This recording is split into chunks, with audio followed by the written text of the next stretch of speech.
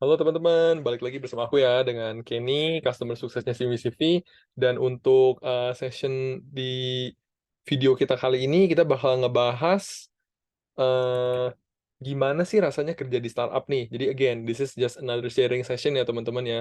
Berhubung aku udah punya pengalaman kerja kurang lebih 5 tahun dan juga udah sempat kerja di 4 startup yang berbeda nih, including yang sekarang tempat aku kerja. Jadi aku ngerasa siapa tahu aku bisa nge-add value nih buat teman-teman. Siapa tahu pengalaman aku yang aku sharing sekarang ini bisa berguna nih buat teman-teman yang nantinya mau kerja di startup. Ya, tentunya before kita mulai, again, this is just my personal experience ya teman-teman ya. Dan tolong diingat kalau untuk personal experience itu dari satu orang bisa berbeda dengan orang yang lain. Jadi jangan ngelihat ini tuh sebagai fiksasi ya teman-teman ya. Itu yang pertama. Sama yang kedua tentunya video ini lebih ditujukan untuk teman-teman yang mau explore atau mungkin tertarik kerja di dunia startup gitu. Jadi kalau misalnya aku udah tahu misalnya aku mau kerja di BUMN, nah itu mungkin silakan di skip nih karena aku juga nggak mau ngebuang-buang waktu teman-teman ya. Nah, sebenarnya kerja di startup itu rasanya gimana sih? Mungkin aku nggak bikin list pros and cons, tapi mungkin lebih ke overall ya. Jadi ada 5 hal yang mau aku bahas. eh ada 5 hal yang mau aku bahas yang menurut aku itu relevan untuk mayoritas startup ya. Again, ini hanya berdasarkan pengalaman aku. Nggak semua startup kayak begini, tapi menurut aku mayoritas itu seperti ini. Jadi yang pertama itu unpredictable, teman-teman. Jadi kenapa aku bilang unpredictable? Karena kerja di startup itu ya, kerja di startup itu kan it can be a bit chaotic ya, tapi in a good way nih.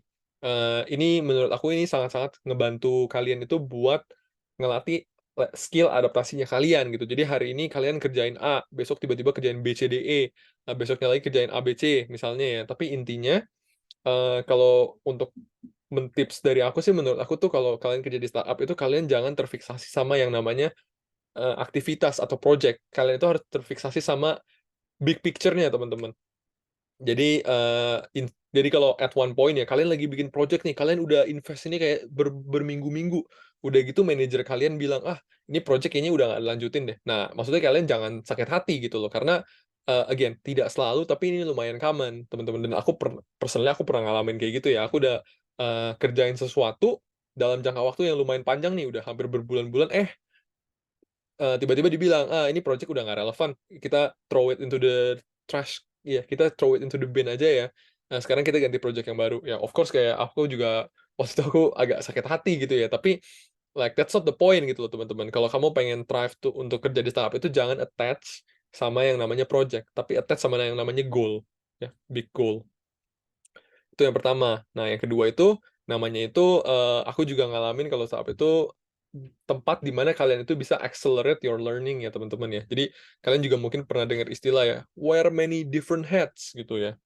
Nah, ini itu kayak konotasinya agak negatif ya. Aku lebih suka accelerate learning. Kenapa aku bilang kayak gitu? Karena kalau kalian kerja di startup, itu, banyak hal yang bisa kalian lakuin. Jadi kalian itu nggak cuma stuck ngelakuin, pekerjaan kalian aja gitu loh. Jadi kayak maksudnya kalau misalnya kalian, udah ada waktu luang atau enggak if you're really really good at your job ya, berarti kan kalian bisa selesaiin kerjaan kalian lebih cepat dari rata-rata orang pada umumnya. Nah, apa yang kalian bisa lakukan dengan waktu luangnya kalian?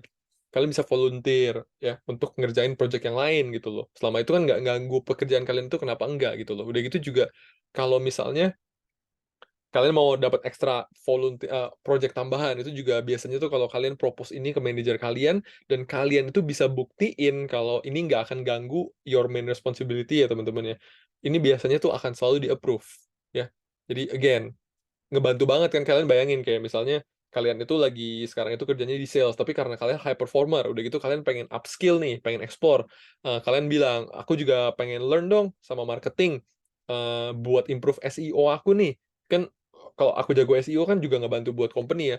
Kalian pitch hal kayak begitu ke manajer kalian itu most likely kalau mereka memang ngelihat kalian itu top performer, itu kemungkinan akan di-approve gitu, teman-teman. Dan hal kayak gini menurut aku tuh sangat-sangat susah untuk didapatkan perusahaan yang udah multinasional ya, atau mungkin juga udah tradisional gitu, teman-teman. Jadi again, ini bisa jadi benefit, ini bisa jadi disadvantage, tergantung sama orang yang lihat. Makanya kalian itu suka nggak tuh sama istilah wear many different hats, karena ini nggak buat semua orang ya. Itu poin yang kedua.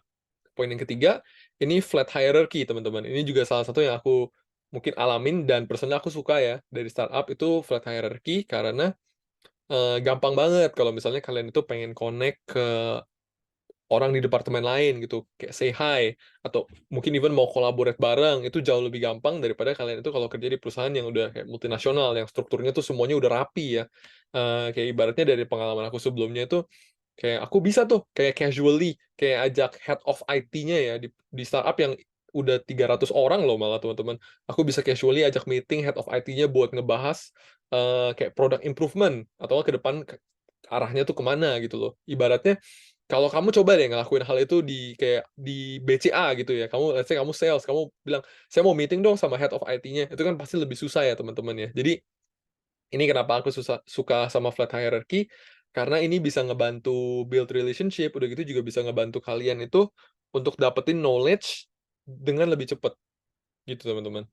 Sama yang keempat itu, lack of structure ya. Ini juga aku mungkin poin yang ini cepet aja, ini mirip sama poin yang pertama, unpredictability. Karena memang, apa namanya, kan kalau di startup itu nggak semuanya udah di-set-up ya, udah SOP-nya semuanya udah ada gitu buat tiap departemen, itu kan kadang-kadang belum ada. Kadang-kadang malah kalian mesti bikin SOP-nya gitu. Jadi, kalau teman-teman mau kerja di startup itu aku saranin terbiasa sama yang namanya uncertainty sama ini, lack of structure.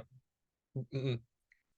Karena memang nggak semuanya udah ditata rapi ya, malah in some cases kalau teman-teman join ke startup yang masih orangnya itu dikit, di bawah 20 orang misalnya, kalian yang bikin strukturnya buat perusahaan gitu. Nah, makanya ini yang aku mau saranin kalau kalian nggak comfortable, kalian prefer-nya itu, "Aku pengennya join yang udah strukturnya jelas deh, aku tinggal ngikutin aja." Nah, mungkin mungkin, consider tuh mau kerja di startup atau enggak. Itu yang keempat.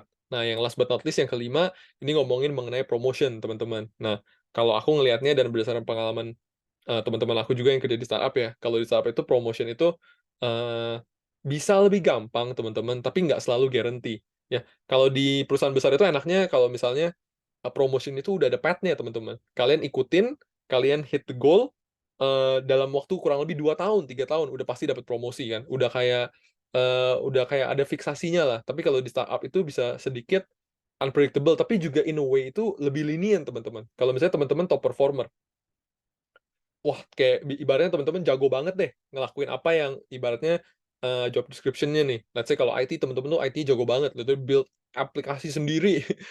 Di saat teman-teman, apa namanya, kolega yang lain itu they don't know what they're doing gitu ya. Itu 6 bulan, for example, itu bisa dapat promosi.